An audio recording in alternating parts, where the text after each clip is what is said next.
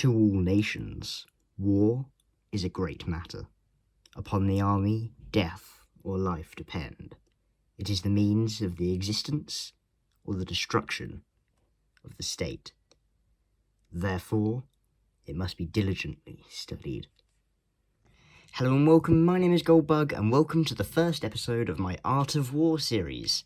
In this mini-series, I'm going to be breaking down Sun Tzu, The Art of War, chapter by chapter, and making it fairly easy to understand, the best I can, using my knowledge of Transformers, their wars, and the game of Risk. This is where the fun begins.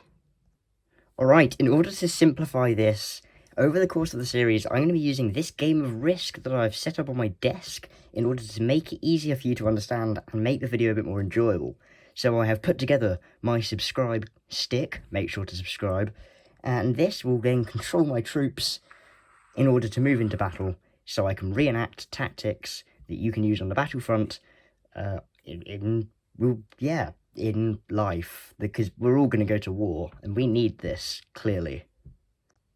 So, in this first episode, we're going to go over the first chapter of the book, Preliminary Reckoning. Now, that sounds very smart, and yes, it's very wise, but I'm going to try and make this as fun as possible.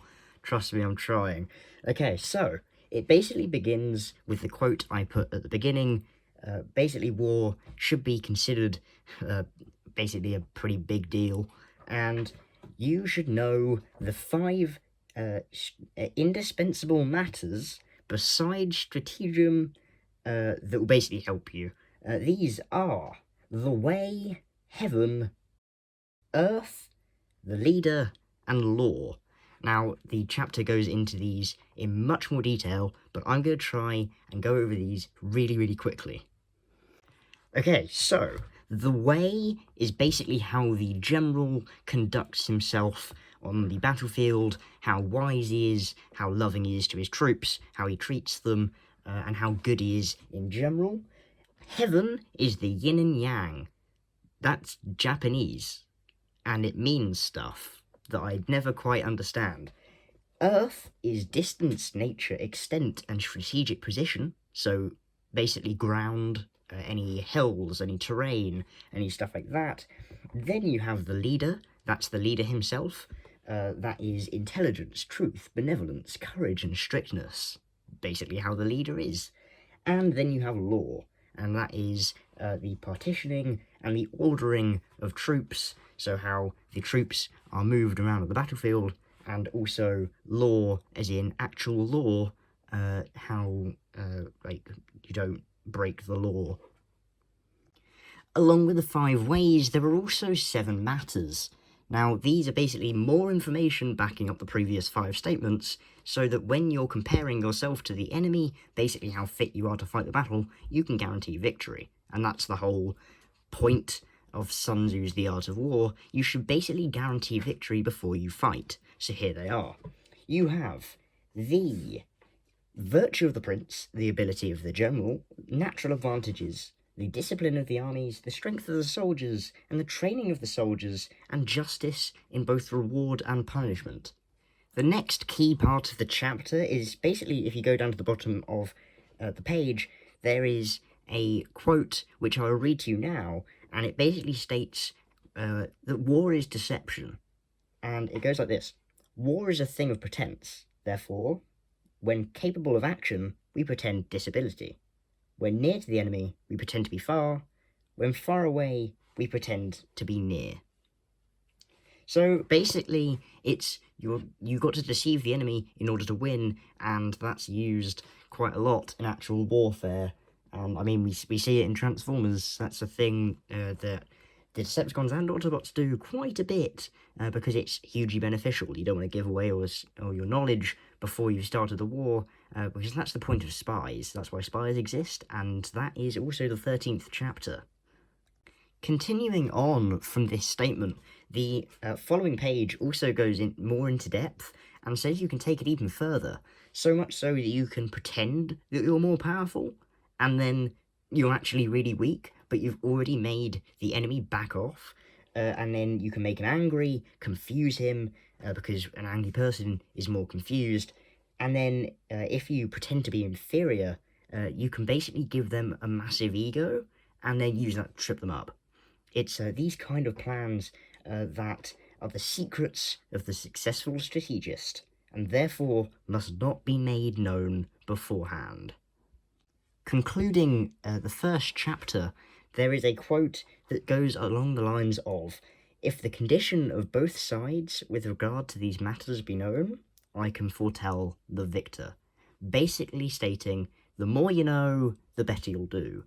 And that's put it bluntly. So I will now attempt to demonstrate some of this using the game of Risk, and yeah, hopefully this goes well.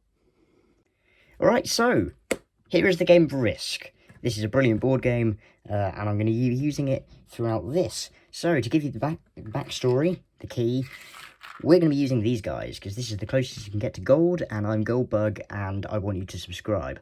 Cool. Okay, so now that's out of the way, we're going to be moving into China, because Sun Tzu. These are our enemy. Now, I'm actually quite a big fan of blue, but it shows up better on camera, so these are the guys we want to kill. Now, we're going to position these in Britain, no reason why, and we're also going to put them in Russia. There is no reason why I put them here. This is literally me picking countries at random, so please do not hold me to anything. I'm not trying to start a war. I don't want Britain and Russia going against war against China. Please don't do that, okay? This is just some fun and games. So as the war moves on, our fake war, we're going to say that the blue team have taken pretty much the whole of Europe. The whole of Europe is conquered by blue. Now, Russia are going to be commanding this army, because they're big, so they get they can fit more troops. That's how it works.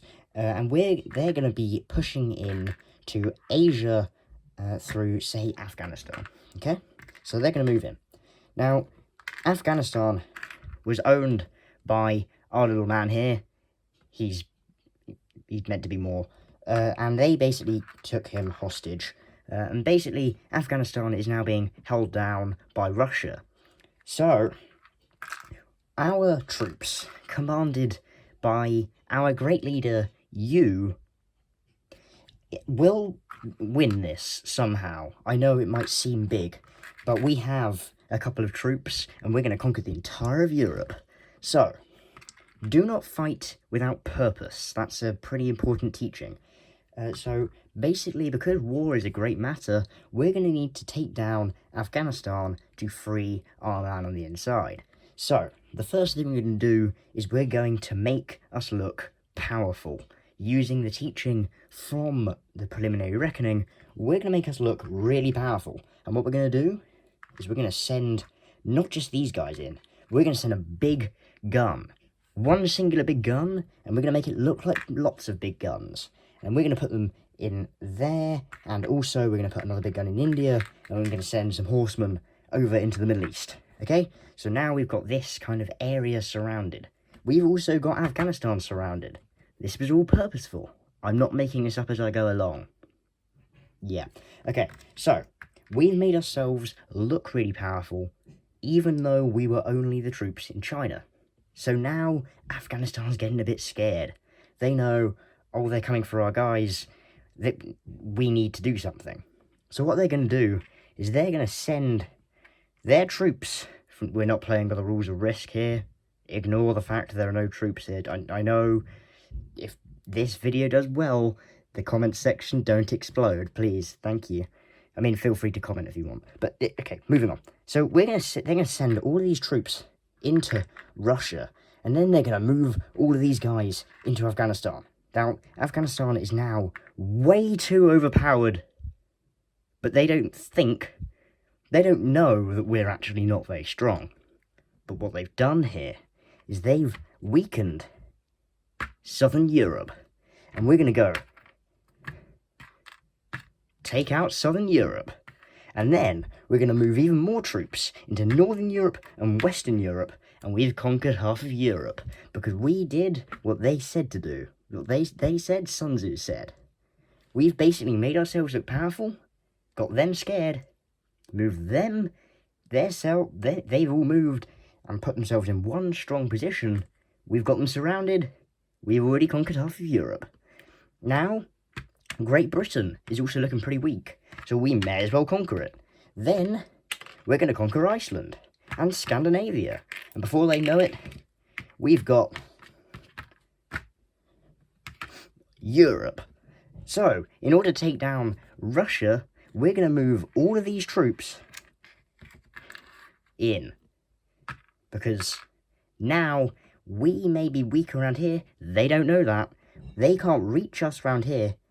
Our front line is in their home country. So, as you do, you take out Russia. And we've got them surrounded. So using Sun Tzu's techniques, we've conquered Europe, and we can then move in, and we can take this guy back, and we can take back Afghanistan, and the Blues have been defeated in episode 1 of the Art of War series. Alright, hopefully that helps. I know it was a bit made up as we go along, but it just gives you a rough idea. I try to make this as entertaining as possible, so hopefully you enjoy. Give it a like if you enjoyed. Subscribe. If I can fit this on camera, subscribe. It would be helpful. It's the best thing you can do to the channel. And stick around for the next one.